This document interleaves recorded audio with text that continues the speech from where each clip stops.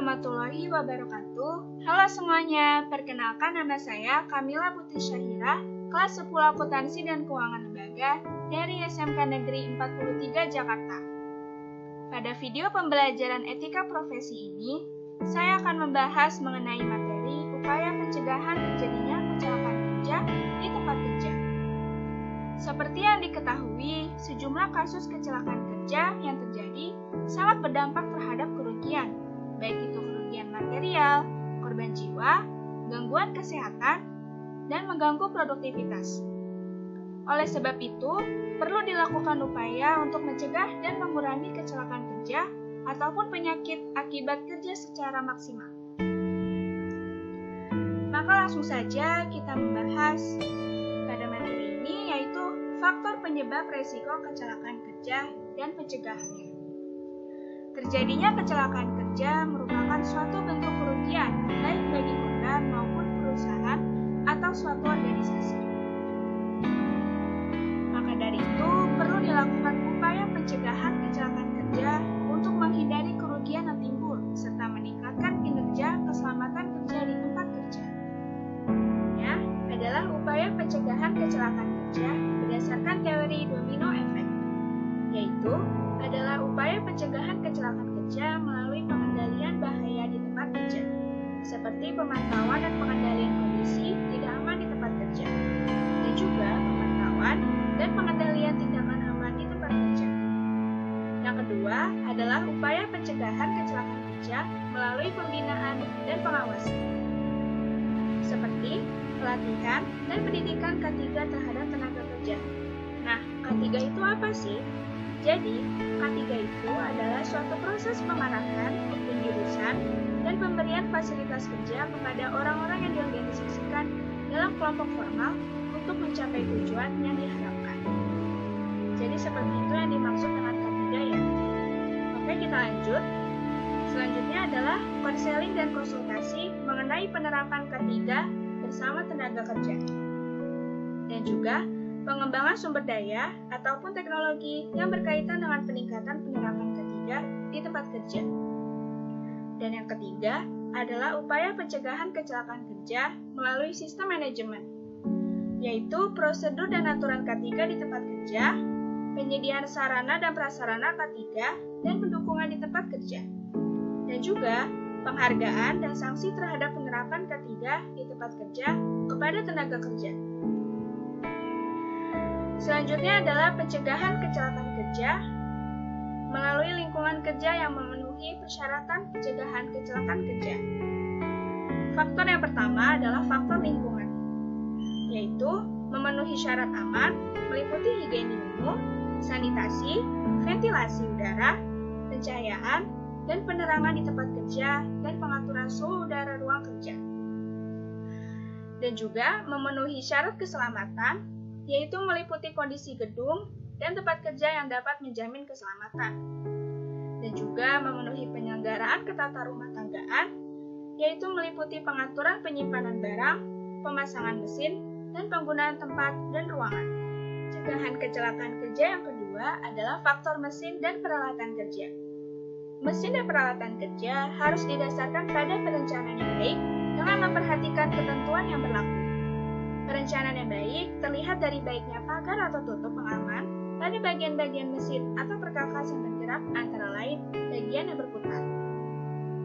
Bila pagar atau tutup pengaman telah terpasang, harus diketahui dengan pasti tidaknya pagar atau tutup pengaman tersebut yang dilihat dari bentuk dan ukurannya yang sesuai terhadap mesin atau alat serta perkakas yang terhadapnya keselamatan pekerjaan dilindungi.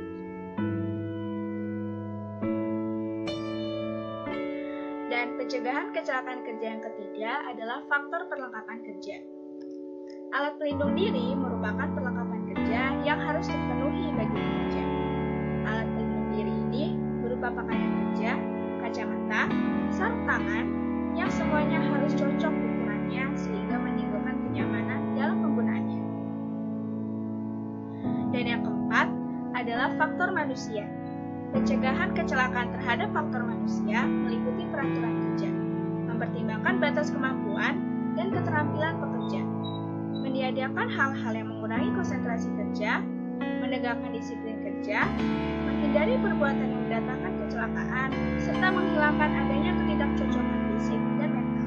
Selanjutnya adalah pembahasan mengenai metode pencegahan kecelakaan kerja. Penggunaan metode ini berguna untuk melakukan peningkatan keselamatan kerja dalam industri. Untuk lebih jelasnya, berikut akan saya jelaskan berbagai langkah upaya untuk menghindari dan menanggulangi kecelakaan kerja menurut ILO atau International Labour Organization. Maka, sudah diklasifikasikan menjadi beberapa poin. Yang pertama adalah peraturan perundang-undangan. Suatu perusahaan perlu untuk memiliki serta memperbaiki perundang-undangan yang bermuatan hukum dan mengatur para pekerja, pengusaha, organisasi pekerja, organisasi pengusaha, serta pemerintah. Perbaikan secara menyeluruh dan kontinuitas dalam pembentukan atau pembuatan dan pelaksanaan undang-undang juga memerlukan pengawasan oleh badan tertentu dalam pelaksanaan undang-undang tersebut. Dan yang kedua adalah standarisasi. Standarisasi harus dimiliki oleh perusahaan dalam berbagai aspek. Aneka aspek tersebut harus baik menurut standar nasional dan internasional. Misalnya, seperti yang telah ditentukan pada SII atau Standar Industri Indonesia dan SNI atau Standar Nasional Indonesia. Dan yang ketiga adalah pengawasan atau inspeksi. Pengawasan atau inspeksi maksudnya adalah bahwa harus terhadap keseimbangan dalam pengawasan secara menyeluruh yang dilakukan oleh badan tertentu, baik swasta maupun pemerintah, terhadap pelaksanaan perundang-undangan oleh pengusaha. Pemerintah membutuhkan adanya pengawas yang bertindak sebagai pegawai teknis yang berkeahlian khusus dari Departemen Tenaga Kerja yang ditunjuk oleh Menteri Tenaga Kerja. Dalam pengawasan tersebut, hendaknya bersih dari sikap dan perilaku korupsi, kolusi, dan korupsi. Dan yang keempat adalah riset teknis. Ini merupakan bentuk penelitian dan penilaian teknis yang dilakukan oleh tenaga ahli khusus dari luar Departemen Tenaga Kerja yang ditunjuk oleh Menteri Tenaga Kerja. Riset teknis ini meliputi sifat dan ciri-ciri dari bahan-bahan berbahaya, penyelidikan tentang pagar pengaman, pengujian alat-alat pelindungan diri, penelitian tentang pencegahan polusi gas, juga tentang bahan-bahan dan desain paling tepat untuk tali pengangkat dan peralatan pengangkat lainnya. Yang kelima adalah riset medis. Riset medis ini merupakan bentuk penelitian kesehatan, keamanan, dan keselamatan kerja yang dilakukan oleh petugas medis. Misalnya, oleh Ikatan Dokter Indonesia, riset medis yang dilakukan terutama mengenai penelitian tentang efek-efek fisiologis dan patologis, faktor-faktor lingkungan dan teknologis, serta keadaan fisik yang mengakibatkan kecelakaan. Dan yang terakhir adalah riset psikologis. Riset psikologis ini merupakan bentuk penelitian terhadap aspek psikologis tenaga kerja pada lingkungan perusahaan yang dilakukan oleh tenaga ahli pemerintah maupun swasta. Hal ini misalnya seperti dalam riset suasana kerja, kerjaan dipaksakan, atau pekerjaan yang rentan terhadap kecelakaan. Kecelakaan kerja juga dapat dicegah dengan menerapkan program 3A atau AAA, yaitu yang pertama adalah engineering atau teknik. Melengkapi semua perkakas dan mesin dengan alat pencegah kecelakaan, misalnya tombol untuk menghentikan bekerjanya alat atau mesin agar mereka terlindungi. Dan yang kedua adalah enforcement atau pelaksanaan. Tindakan pelaksanaan memberikan jaminan bahwa peraturan pengendalian kecelakaan dilaksanakan. Dan yang ketiga adalah education atau pendidikan. Memberikan pendidikan dan latihan kepada para pegawai untuk menanamkan kebiasaan bekerja dan cara kerja yang tepat dalam rangka mencapai keadaan yang aman semaksimal mungkin. Sekian akhir penjelasan saya mengenai pembelajaran etika profesi ini. Semoga apa yang sudah saya sampaikan bermanfaat untuk kita semua dan dapat menambah wawasan kalian tentang bagaimana upaya pencegahan terjadinya kecelakaan kerja di tempat kerja. Terima kasih atas perhatiannya, kurang lebihnya mohon maaf. Wassalamualaikum warahmatullahi wabarakatuh.